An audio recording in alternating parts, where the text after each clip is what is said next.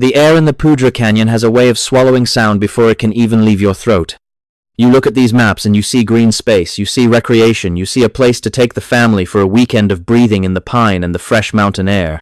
But when you stay in this line of work as long as I have, you stop seeing the beauty and you start seeing the machinery. I see a graveyard with no headstones. I see a vast, indifferent digestive system that occasionally reaches out and plucks a soul right off the trail while nobody is looking. I have spent 20 years staring at the gaps in the record, the places where a human being simply stops existing between one heartbeat and the next. It does something to the back of your neck. It makes the hair stand up when the wind shifts, because you realize that the wilderness is not a park. It is a predator that does not need to hunt because it has all the time in the world to wait. Today we are going back to October 2nd, 1999. It was a Saturday. The kind of day that feels like a gift before the winter shuts the high country down for good. The Big South Trail in the Comanche Peak Wilderness of Colorado is a rugged stretch of earth. It follows the Poudre River winding through dense stands of lodgepole pine and jagged outcroppings of granite that look like the broken teeth of something buried deep in the dirt. A group of 11 people, mostly members of a Christian singles group from a church in Littleton, decided to take that trail. Among them was Jaryd Atadero and his 2 children. One of them was a boy named Jaryd. Jaryd was 3 years old. He was a vibrant, energetic child with a shock of hair and a red pullover sweater that should have made him the easiest thing in the world to spot against the dull browns and greens of the forest floor. But the forest has a way of camouflaging what it wants to keep. The group started their hike around 10 in the morning. They were moving at a casual pace, the kind of rhythm you fall into when the sun is warm on your shoulders and the river is a constant rushing companion to your left. Jaryd was full of that restless toddler energy.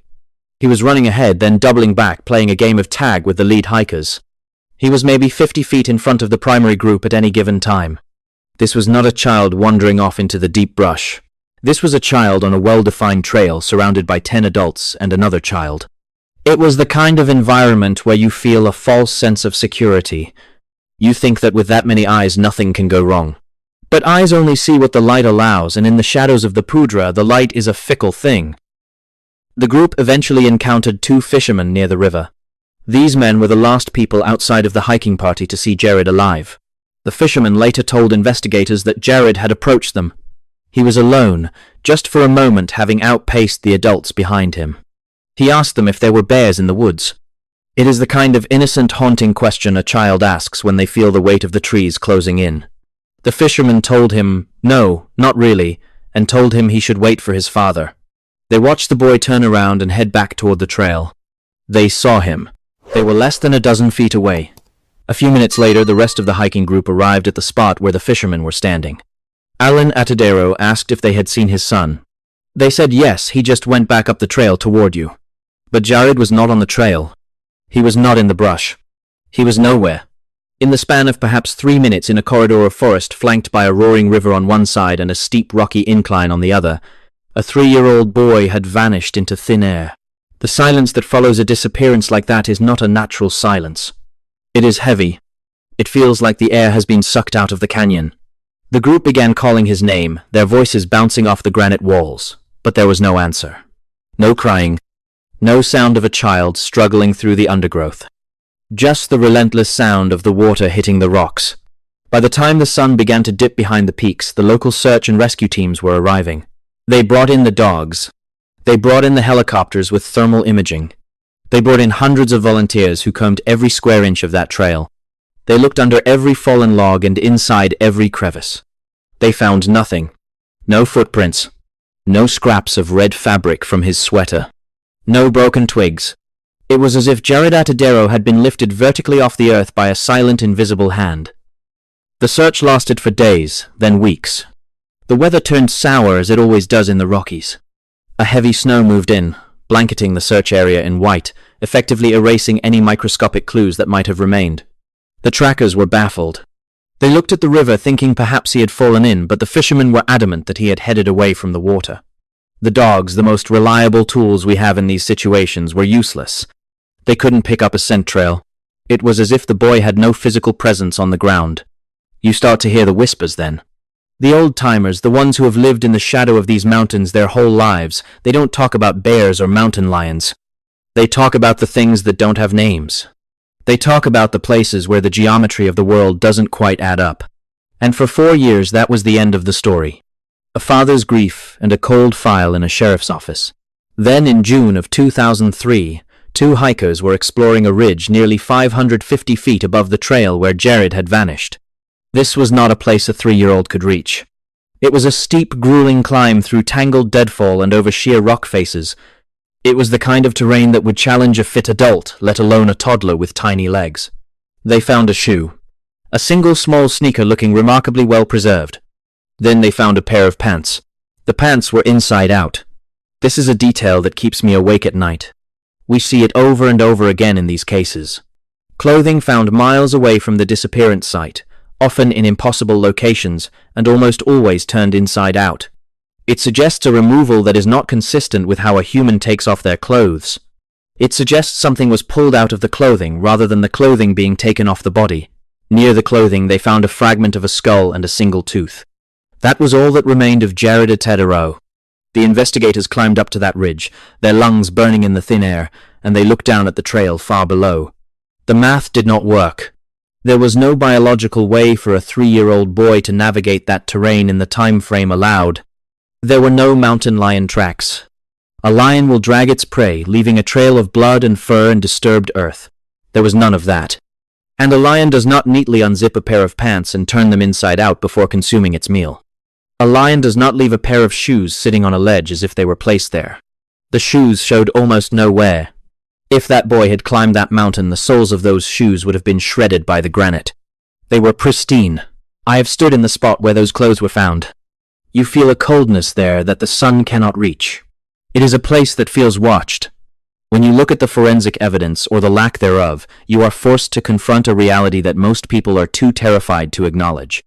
There are predators in these woods that do not follow the rules of biology as we understand them.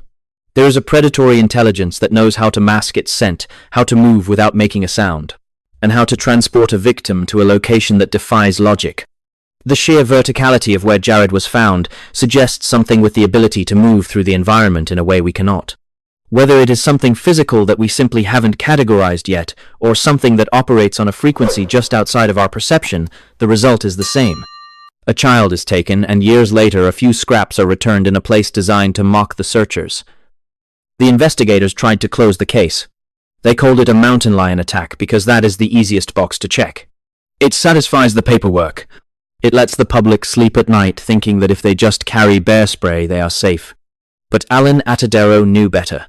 He saw the clothes. He saw the impossibility of the climb. He knew that his son didn't just wander up a cliff face. He knew that something had intervened. The condition of the clothing is the smoking gun.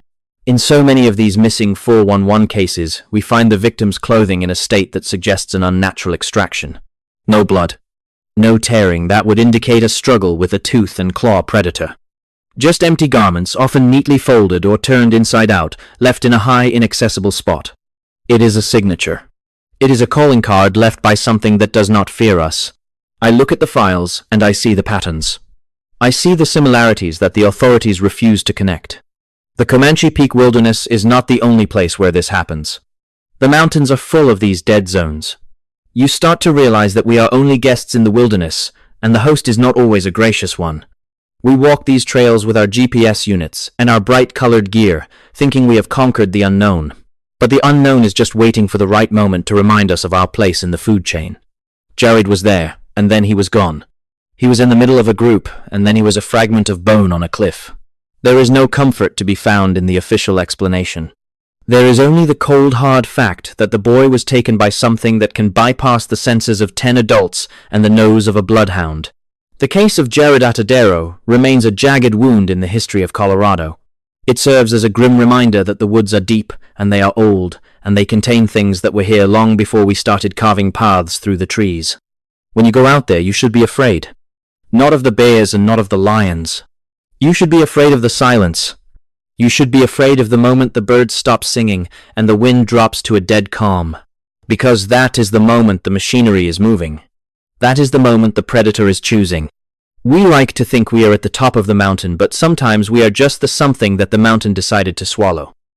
This pattern of impossible movement and clothing found in high, unreachable places is not unique to the Atadero case. In 1958, a young boy named Bobby Bizup vanished from a church camp in Rocky Mountain National Park. Just like Jaryd, he was there 1 second and gone the next. A massive search turned up nothing. A year later, his hearing aid and a few scraps of clothing were found on a high jagged ridge that a boy of his age and physical condition could never have climbed. The shoes were found without any sign of wear on the soles, despite the brutal terrain. Decades apart, different canyons, but the same cold, calculated result. We are looking at a phenomenon that spans generations, a silent predator that operates in the gaps of our understanding. The mountains keep their secrets, and Jaryd Atadero is just one of many souls who became part of the stone and the shadow. Stay on the trail. Keep your eyes on your children, and never, ever assume that you are alone in the deep woods. The coffee in my mug has gone cold again, a bitter, oily film coating the surface like a stagnant pond. It is 3 o'clock in the morning, and the fluorescent light in this office hums with a low vibrating frequency that feels like it is drilling directly into the base of my skull. I am looking at a grainy photograph of a steep granite incline in the Comanche Peak Wilderness of Colorado. To anyone else, it is just a rugged piece of scenery, a slice of the American West that looks majestic on a postcard. But to me, it is a crime scene where the laws of physics and biology seem to have taken a leave of absence. There is a specific kind of silence that settles over these files when you realize you are staring at something that should not exist. The air in the canyon that day, in October of 1999, was crisp, the kind of cold that carries the scent of dry pine needles and impending snow. Jaryd Atadero was only 3 years old, a small boy with a bright future, and a pair of sturdy little sneakers that should have left a trail. He was part of a group of 11 adults, a cluster of people who thought they were safe because they were together. Safety is an illusion we carry into the woods like a lucky charm, believing that numbers can protect us from something that does not play by our rules. Jaryd was running ahead, then falling back, a tethered balloon drifting within the sightlines of a dozen pairs of eyes. And then the tether was cut. One moment the sound of his laughter was bouncing off the canyon walls, a high, thin sound that competed with the rushing of the Big Thompson River. The next moment there was only the sound of the wind moving through the yellowing aspen leaves. It did not happen with a scream. It did not happen with the crashing of brush or the growl of a predator. It happened in the space between two heartbeats. Jaryd simply ceased to be part of the visible world. The adults called his name, their voices rising from casual annoyance to a jagged, piercing panic that tore through the mountain air. They searched the immediate area, their boots crunching on the scree, but the boy had vanished as if he had been pulled upward by an invisible wire. When the official search began, the machinery of the state ground into gear. Helicopters buzzed like angry hornets over the peaks, their thermal cameras scanning the ground for a heat signature that was not there. Hundreds of volunteers combed the slopes, their shoulders touching as they moved in a line, trying to find a single scrap of blue fabric or a footprint in the soft dirt. They found nothing. No blood, no struggle, no drag marks. The bloodhounds, animals capable of tracking a scent through a hurricane, were brought to the last known location. They sniffed the air, whined, and then simply sat down. They refused to track. It was as if the boy had never touched the ground, or as if the ground itself had been scrubbed clean by something that knew how to hide from a nose. The Comanche Peak Wilderness is a labyrinth of verticality and shadow. It is a place where the sun hits the granite at an angle that creates deep pockets of darkness even at high noon. For 4 years that darkness held on to Jaryd. The case went cold, the files were tucked into drawers, and the grief of a father was left to fester in the silence of the mountains. Then in 2003, 2 hikers decided to scramble up a slope that no casual walker would ever attempt. They were far above the trail, in a place where the air gets thin and the rocks are slick with a pale, sickly lichen. They reached a high, inaccessible ledge, a spot that required a level of climbing skill a 3-year-old could never possess. And there they found the signature. It was not a body. It was a collection of fragments. They found a single tooth, a small piece of a skull, and the clothing Jaryd had been wearing on that day in 1999. But the clothing was the most disturbing part of the discovery.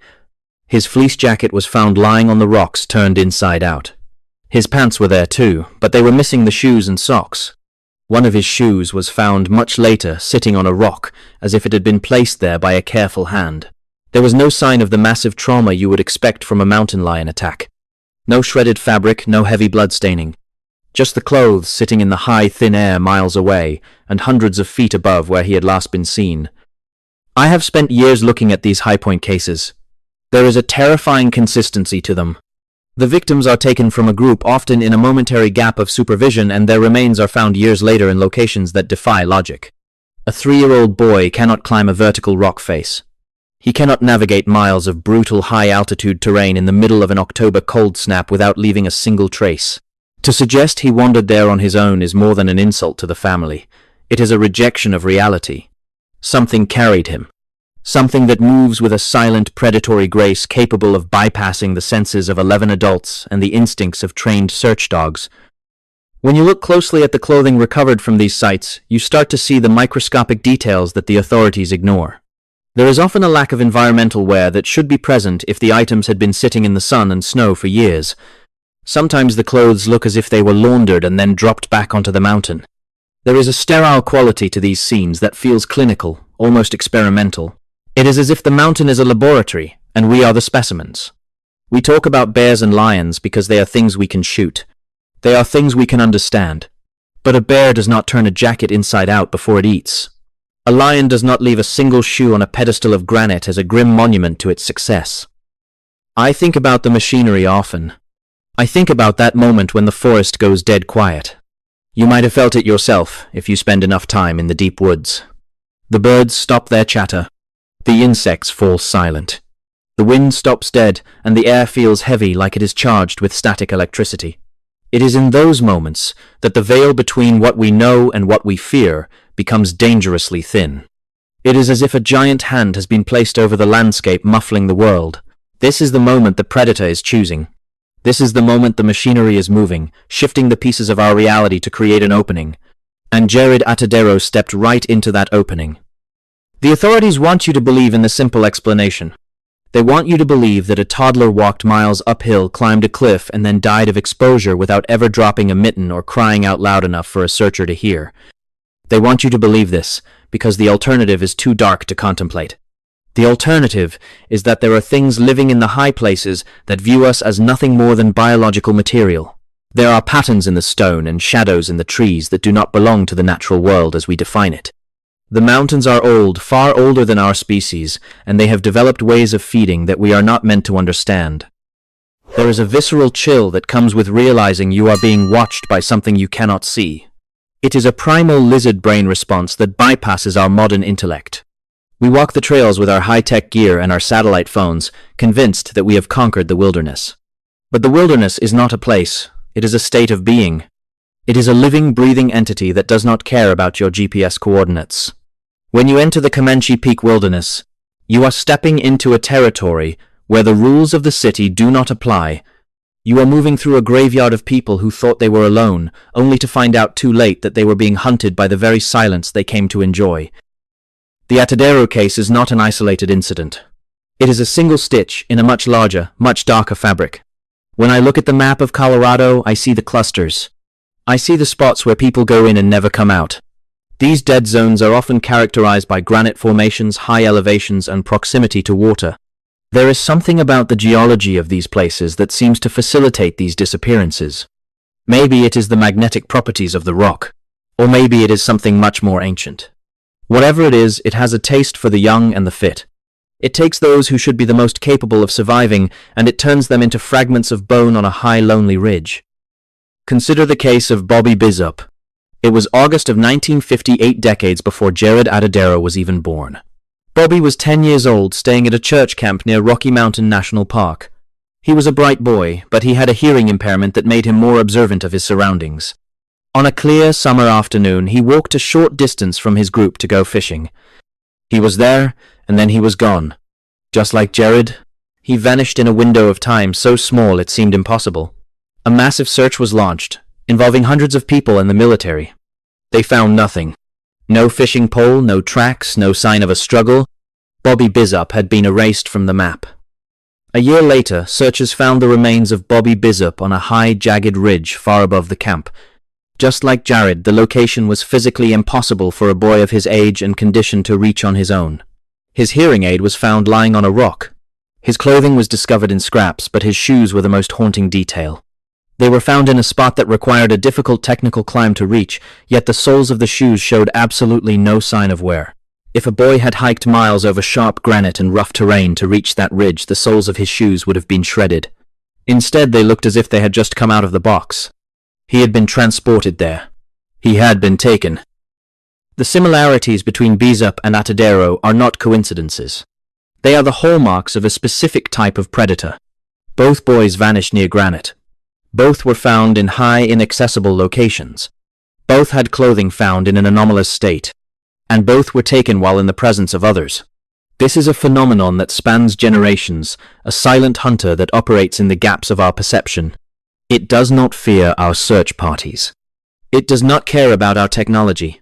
It exists in the periphery, waiting for that one moment when you turn your head, when the sun hits your eyes just right, or when the silence of the woods becomes too heavy to bear. I look at the photos of Jaryd Atadero, his big eyes and his innocent smile, and I feel a weariness that goes down to my marrow. We are failing these children by refusing to acknowledge the reality of what is happening in our national parks. We are sending families into the mouth of the beast and telling them to enjoy the view. The official reports will talk about animal attacks and exposure because those are the only tools they have. They are trying to measure a ghost with a ruler. But the truth is written on the cliffs and in the inside-out jackets found in the high places. The truth is that we are not at the top of the food chain when we step off the pavement. When you go into the woods, you should listen. Not to the wind and not to the rustle of the leaves. Listen for the silence. Listen for that moment when the world seems to hold its breath. If you feel the hair on the back of your neck stand up, do not wait. Do not look around for a bear. Do not reach for your camera. Grab your child, turn around and run for the trailhead. Because the machinery is always moving. The mountain is always hungry. And Jaryd Atadero is still out there. In the stone and the shadow, a silent warning to everyone who thinks they are safe in the deep old woods. The patterns do not lie. From the 1950s to the present day, the same story repeats itself with a chilling mechanical precision. Children vanish from groups. Dogs cannot find a scent. Remains are found years later in places they could never have reached. It happened to Bobby Bizup in the shadow of the Continental Divide. It happened to Jaryd Atadero in the Big Thompson Canyon. And it will happen again. The mountains keep their secrets behind a wall of granite and a veil of silence. We are just guests in their house, and we should never ever assume that the host is a gracious one. Stay on the trail. Keep your eyes on the children, and never trust the silence.